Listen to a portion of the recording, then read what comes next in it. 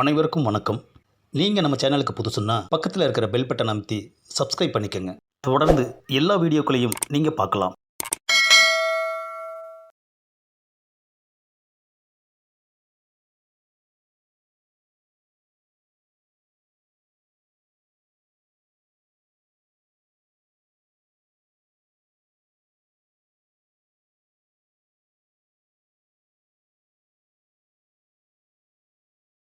அன்பு பார்வையாளர்களுக்கு வணக்கம். நீ பாதி நான் பாதி எனும் இந்த நாவல் என்னுடைய 21வது நூலாகும். அண்ணன் பன்னீர்செல்வம் அவர்களின் பல்லவி பதிப்பகத்தின் மூலம் இந்த நூல் வெளியானது. 2000 முடிந்து 2001 இந்த ஒரு நூல் மட்டுமே வெளியானது. இந்த கதை ஒரு கிராமத்து கதை. இந்த கதையை பற்றி கிராமத்தில் இருக்கும்போது கௌரி என்கிற பெண்ணை காதலித்து மனம் முடிக்கின்றான் மகேஷ். கௌரியிடம் முழுக்க முழுக்க கிராமத்து சாயல்தான். நாளடைவில் மகேஷிற்கு அது பிடிக்காமல் சென்னை வந்து விடுகிறான் வேலைக்காக. கௌரியோ மகேஷின் மீது உயிரையே வைத்திருக்கிறாள். சென்னையில் வேலைக்கு வரும் மகேஷ் அவன் வேலை பார்க்கும் கம்பெனியில் அருணா என்கிற பெண்ணை சந்திக்கிறான். நாளடைவில் அருணாவை மனதிற்குள்ளேயே விரும்பத் துவங்குகிறான். காரணம், தான் எதிர்பார்த்த எல்லா குணங்களும் அருணாவிடம் இருப்பதாக நினைக்கிறான். கௌரியை பற்றி அடிக்கடி அருணாவிடம் குறை சொல்கிறான் மகேஷ். அவளிடம் நாகரிகமில்லை, அவள் ஒரு பட்டிக்காடு, எனக்கு சுத்தமாக அவளை பிடிக்கவில்லை என்று அவ்வப்போது அருணாவிடம் சொல்ல அவள் அவனுக்கு ஆறுதல் சொல்கிறாள். அருணா மகேஷ் இவர்களது பழக்கம் கௌரிக்கும் தெரிய வருகிறது. சண்டை போடுகிறாள். ஆனால் மகேஷ் சமாளித்து விடுகிறான். ஒருபுறம் எதற்கெடுத்தாலும் சந்தேகப்படும் மனைவி, இன்னொரு புறம் மனதிற்கு பிடித்தும் முடிவு தெரியாமல் இருக்கும் அருணா.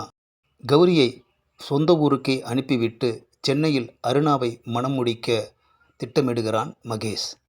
அருணா அவ்வப்போது மகேஷுடன் பேசும் அத்தனையையும் மகேஷ் அவனுக்கு சாதகமாகவே எடுத்துக்கொள்கிறான். இதற்கிடையில் கௌரிக்கும் மகேஷிற்கும் இடையில் மிகப்பெரிய அளவில் யுத்தம் நடக்கிறது. முடிவில் அருணாவிடம் அவளது முடிவை கேட்டு தெரிந்து கொள்ள முயல்கிறான் மகேஷ். எப்படியும் அருணா தனக்கு சம்மதம் தெரிவிப்பாள் என்று நம்புகிறான். ஆனால் அருணாவை சந்தித்து மகேஷ் பேசும்போதுதான் முடிவு வேறு மாதிரி இருக்கிறது. கதையிலிருந்து உங்களுக்காக. இங்கே பாருங்க, நான் உங்களுக்கு என்ன பாவம் செய்தேன்? ஏன் இன்னொரு பொண்ணை தேடுறீங்க? நான் இதை ஒத்துக்க மாட்டேன். உங்களை எப்போவுமே விட்டு கொடுக்க மாட்டேன். இங்கே பாரு கௌரி, ஒன்று எனக்கு பிடிக்கல, போதுமா? எனக்கு வேணும். பெற்றவங்க பேச்சையெல்லாம் கேட்காம என்னோட அண்ணனையும் பழியாக்கிட்டு உங்களையே நம்பி வந்ததுக்கு எனக்கு இதுவும் வேணும், இன்னமும் வேணும்.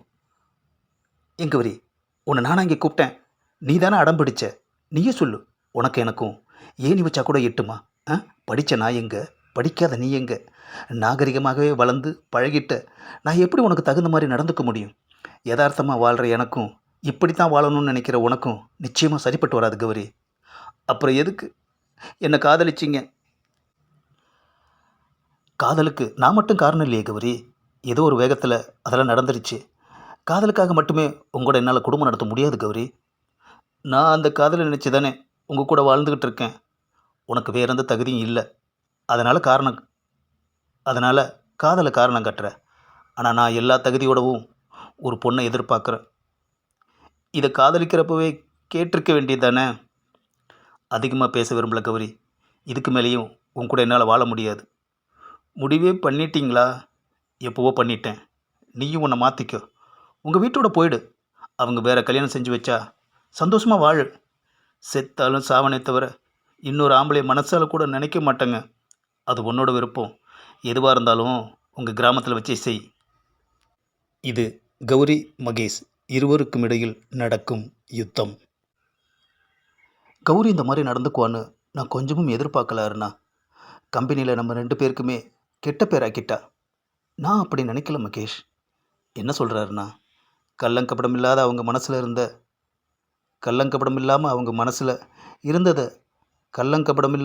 மனசில் இருந்ததை அப்படியே கேட்டுட்டு போயிட்டாங்க. அதையே நினச்சி வருந்துறதுக்கு நான் ஒன்றும் அந்த மாதிரி பெண் இல்லையே. அண்ணா, நீ ஆமாம் மகேஷ், உங்களை நான் வளைச்சி போடணும்னு நினச்சிருந்தா தானே ஃபீல் பண்ணணும். அப்போ உன் மனசில் நிச்சயமாக நீங்கள் இல்லை. எங்கள் அக்காவை இழந்துட்டு கை கலந்தையோடு தவிக்கிற எங்கள் மாமா தான் இருக்கிறாரு. அவரை கட்டிக்கலாமா வேண்டாமான்னு எனக்கு நானே போராட்டம் நடத்தி இன்றைக்கி தான் எங்கள் அம்மாக்கிட்ட சம்மதம் சொல்லிட்டு வந்திருக்கேன். நான் தான் இப்படி ஒரு முடிவுக்கு வந்தனே தவிர எங்கள் அக்காவே நினச்சிட்டு தான் எங்கள் மாமா வாழ்ந்துட்டுருக்கார். இதை ஏன் அருணா முன்கூட்டியே என்கிட்ட சொல்லலை? நீங்கள் விடுமுறையில் ஊருக்கு போனப்போ தான் பிரசவத்தில் எங்கள் அக்கா இறந்தாங்க. இதை ஏன் உங்ககிட்ட சொல்லணும்னு இதை ஏன் உங்ககிட்ட சொல்லலைன்னா ஏற்கனவே நிறைய சோகத்தை உங்கள் நெஞ்சில் அடைச்சி வச்சுருந்தீங்க.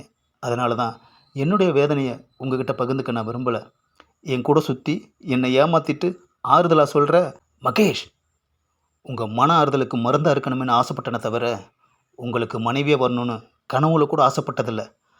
ஆண் பெண் நட்பை புனிதமாக எடுத்துக்குவீங்கன்னு நினச்சேன். ஆனால் நீங்களும் ஒரு சராசரிங்கிறத நிரூபிச்சிட்டிங்க. போதும் அருணா, உன்னோட விளக்கம் தேவையில்லை. இனிமேலாச்சும் எந்த ஒரு ஆண்கிட்டையும் ரொம்ப நெருங்கி பழகாத. பழகினா அதை உடனே காதலாக நினச்சிடணுமா?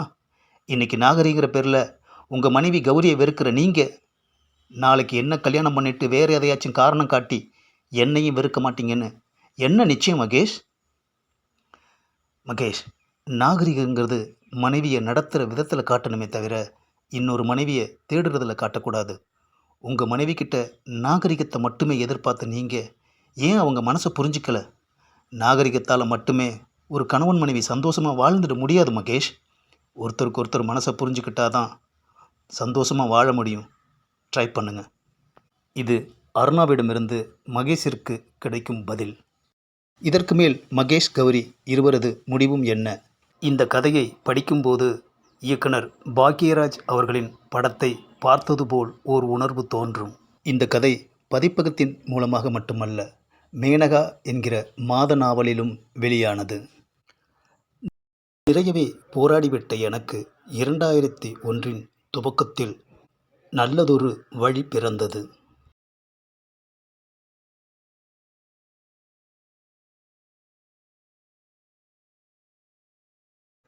இந்த பதிவை லைக் பண்ணுங்கள், ஷேர் பண்ணுங்கள், மறக்காமல் சப்ஸ்கிரைப் பண்ணுங்கள்.